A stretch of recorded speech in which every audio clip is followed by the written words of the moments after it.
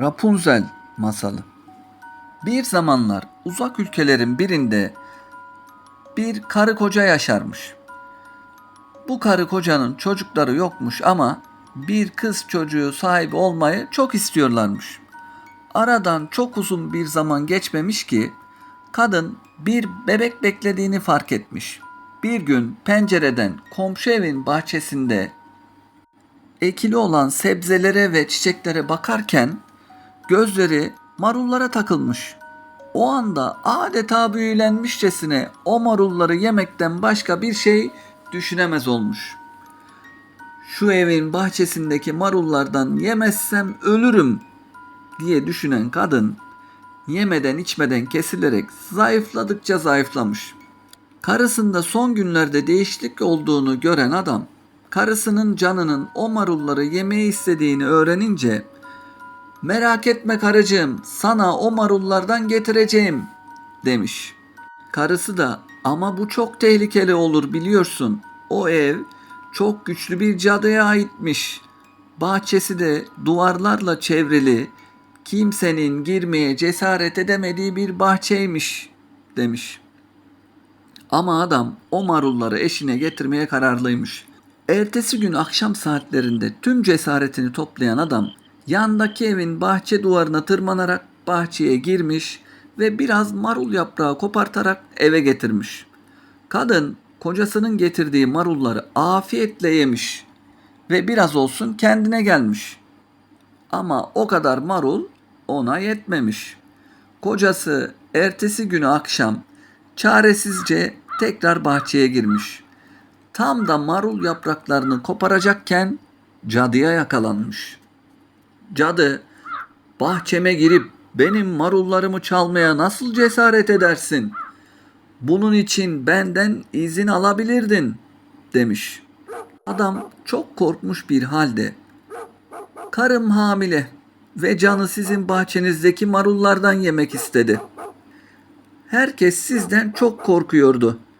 Ben de o yüzden izin vermeyeceğinizi düşündüm. Lütfen beni affedin," demiş.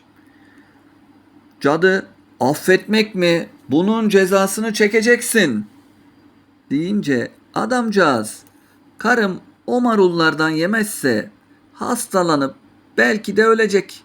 Belki de karnındaki bebeğimizi kaybedeceğiz," demiş. Cadı, "O zaman seninle bir anlaşma yapalım. İstediğin kadar marul alabilirsin ama bir şartım var. Bebeğiniz doğduğunda onu bana vereceksiniz," demiş. Kadının çaresiz kocası bu şartı kabul etmese başına gelecekleri biliyormuş. "Nasıl olsa bir yolunu bulurum.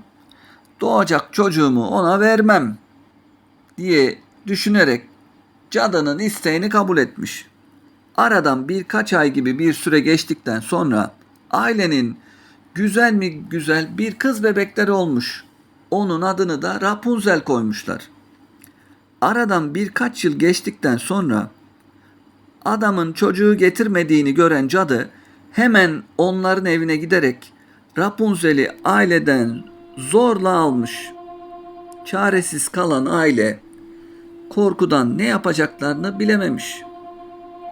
Cadı Rapunzel'i bir ormanın ortasında yüksek bir kuleye yerleştirerek ona çok iyi bakmış.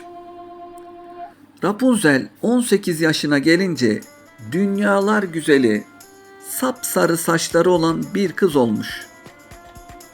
Ve Rapunzel'in bulunduğu bu kulenin de hiç merdiveni yokmuş. Sadece tepesinde küçük bir penceresi varmış. İşte bu yüzden cadı kuleye her gittiğinde aşağıdan seslenirmiş. "Rapunzel, Rapunzel, uzat altın sarısı saçlarını, ben geldim," dermiş. Rapunzel de uzun örgülü saçlarını pencereden uzatır, cadı onun saçlarına tutuna tutuna kuleye tırmanırmış. Günlerden bir gün avlanmak için ormanda dolaşan bir prens, şarkı söyleyen Rapunzel'in sesini duymuş. "Ne kadar da güzel bir ses bu," diye düşünerek Hemen atını sesin geldiği yöne doğru sürmüş. Rapunzel'in yaşadığı kulenin önüne varınca kuleye tırmanmak için etrafına bakınmış. Ne merdiven ne de başka bir şey varmış. O güzel sesin büyüsüne kapılan prens her gün kulenin altına gelip yukarı çıkmak için çareler düşünmeye başlamış. Bir akşam yine kuleye yaklaşırken uzaktan kulenin altında bekleyen cadıyı fark etmiş. Cadı, "Rapunzel, Rapunzel, uzat altın sarısı saçlarını, ben geldim" deyince kız altın sarısı saçlarını aşağıya uzatmış ve cadı yukarı tırmanmış. Bunu gören prens ertesi gün hava kararırken kulenin altına giderek etrafa bakınmış. Kimse olmadığından emin olduktan sonra sesini değiştirerek "Rapunzel, Rapunzel, uzat altın sarısı saçlarını, ben geldim" demiş. Kız saçlarını aşağı bırakmış, o saçlara tutunan prens kuleye çıkmış.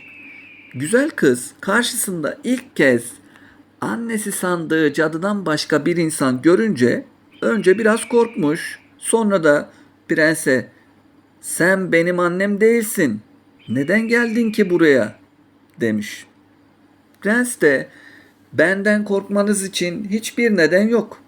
Şarkı söylediğinizi duydum ve sesinize aşık oldum. Sesin sahibini görmek istedim" demiş. Prensin sözleri Rapunzel'in çok hoşuna gitmiş. O andan itibaren artık ondan korkmuyormuş. O günden sonra prens her gün kuleye çıkıyor, Rapunzel'i hiç yalnız bırakmıyormuş. Bir gün aşık olduğu altın saçlı kıza evlenme teklif etmeye karar vermiş. Prens, "Benimle evlenir misiniz?" demiş. Rapunzel utanarak da olsa yakışıklı prensin teklifini kabul etmiş. Ancak o yüksek kuleden nasıl aşağı ineceklerini bilmiyorlarmış. O anda prensin aklına parlak bir fikir gelmiş. Her kuleye gelişinde yanında bir miktar kalın ip parçası getirmeye başlamış. Rapunzel de o ip parçalarını birbirine ekleyerek bir merdiven yapıyormuş.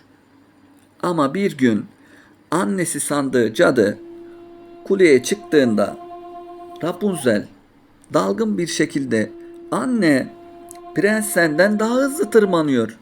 Sen çok yavaş tırmanıyorsun" demiş. Ve onu dedikten sonra da cadı "Hangi prens? Hangi prens?" diye sormuş. Sonra da olanların farkına vararak ona bağırmaya başlamış. "Beni nasıl da aldattın? Oysa ben seni dünyanın kötülüklerinden korumaya çalışıyordum" diyen cadı öfkesini alamamış ve makasla Rapunzel'in o güzelim altın sarısı saçlarını kesivermiş.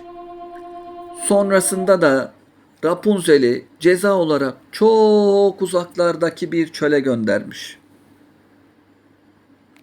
O gece cadı prensin gelmesini beklemiş. Prens geldiğinde "Ben geldim, uzat o altın sarısı saçlarını" dediğinde cadı Rapunzel'in kestiği saç örgüsünü uzatmış aşağıya. Prens başına geleceklerden habersiz bir şekilde yukarı tırmanmış. Kuleye çıkınca cadıyla karşılaşan prens sevdiği kızın başına kötü bir şeyler geldiğini hemen anlamış. Cadı onun üstüne doğru yürüyünce geriye doğru çekilen prens kulenin penceresinden aşağıya düşmüş. Kulenin altındaki çalılar sayesinde hayatta kalmaya başarmış ama çalıların dikenleri gözlerine battığı için maalesef prens hiçbir şey göremez olmuş. Gözleri kör olmuş. Prens gözleri kör bir halde kaybettiği sevgilisi için gözyaşları döke döke ormanda dolaşıp durmuş. Ormanda bulduğu bitkiler ve yabani meyveler, sebzelerle karnını doyurmuş. O kadar uzun yollar yürümüş ki sonunda bir gün Rapunzel'in yaşadığı çöle varmış. Ve o anda çölde şarkı söyleyen birinin sesini duymuş. Sesi de duyar duymaz onun Rapunzel olduğunu anlamış. Prens hemen şarkı söyleyen sese doğru hızlı adımlarla yürümeye başlamış. Bir yandan da sesleniyormuş. Rapunzel neredesin? Rapunzel prensin sesini hemen tanıyıvermiş. O da prense doğru koşmaya başlamış. Sonunda birbirlerine kavuşmuşlar. Birbirlerine sarılarak mutluluk gözyaşları dökmüşler. Rapunzel'in gözyaşları prensin gözlerini ıslatmış ve birdenbire bir mucize gerçekleşmiş. Prensin kör olan gözleri açılmış. Prens artık görüyormuş. İkisi sevinçle yola koyulmuşlar ve prensin ülkesine gitmişler. Oradaki halk onları sevinçle karşılamış. Prens ve Rapunzel hemen evlenmişler. Güzel bir sarayda yaşamaya başlamışlar. Ve bir ömür boyu mutlu olmuşlar. Bu masalımız da burada bitmiş. Gökten 3 elma düşmüş. Biri masalı dinleyenlere, biri Rapunzel'lere ve yakışıklı prenslere, biri de masalı anlatana. Lütfen kanalıma abone olmayı ve videoyu beğenmeyi unutma.